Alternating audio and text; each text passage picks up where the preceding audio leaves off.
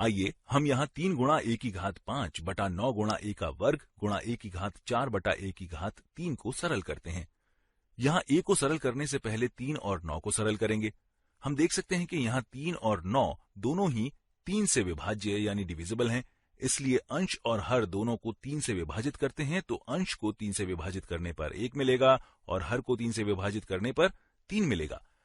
ऐसा करने से अब हमारा प्रश्न सरल हो जाएगा और हम इसे इस तरह लिख सकते हैं 1 गुणा ए की घात 5 बटा 3 गुणा ए का वर्ग गुणा ए की घात 4 बटा ए की घात 3। और अगर हम अब इन दोनों व्यंजकों को गुणा करें, जैसे कि ए की घात 5 गुणा ए की घात 4 बटा 3 गुणा ए का वर्ग गुणा ए की घात 3, ध्यान रहे ऐसा करने से इनके मानों पर कोई बदलाव नहीं आएगा। हम इसे बहुत सारे तरीकों से हल कर सकते हैं। चलिए हम यहाँ इसे भागफल नियम मतलब कोशेंट रूल की सहायता से हल करते हैं, जिसके अनुसार ए की घात x बटा ए की घात y को हम ए की घात x घटा y भी लिख सकते हैं। आइए देखते हैं कि यह कैसे काम करता है। यहाँ ए की घात 5 का मतलब a गुणा ए गुणा ए गुणा ए गुणा ए होता है।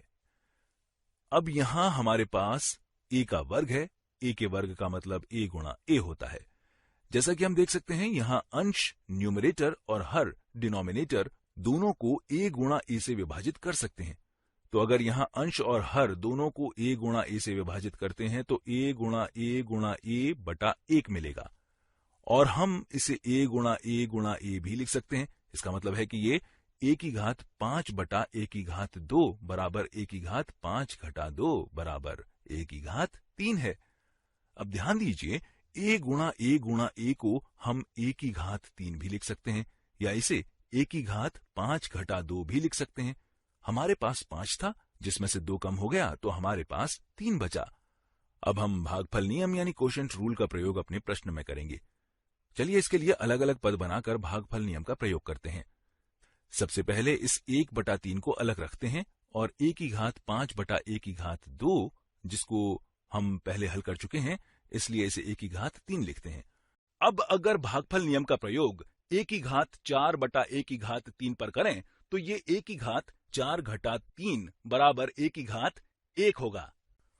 अब हमें a की घात 3 और a की घात 1 को गुणा करना है। जैसा कि हम जानते हैं कि समान आधार होने पर घातें जुड़ जाती हैं, इसलिए a की घात 3 गुणा a की घात 1 बराबर a की घात 3 जमा 1 यानी कि a की घात 4 होगा। इसलिए हमारा उत्तर 1 बटा 3 गुणा a की घात 4 होगा, या इसे दूसरे शब्दों में कह सकते हैं कि a की घात 4 बटा 3 होगा।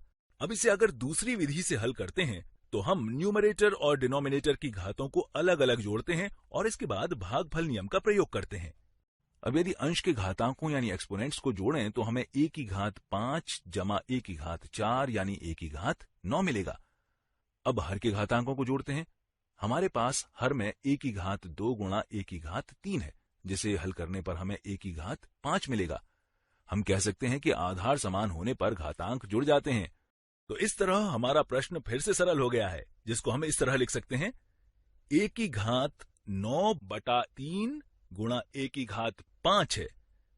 अब हम यहां भागफल नियम का प्रयोग कर सकते हैं, इसलिए a की घात 9 बटा 3 गुणा a की घात 5 को हल करने पर हमें a की घात 9 घटा 5 यानी a की घात 4 मिलेगा और ये 1 बटा 3 हमारे पास पहले से है। तो इस प्रकार आप देख सकते हैं कि दोनों विधियों से सरल करने पर हमें समान उत्तर मिला है।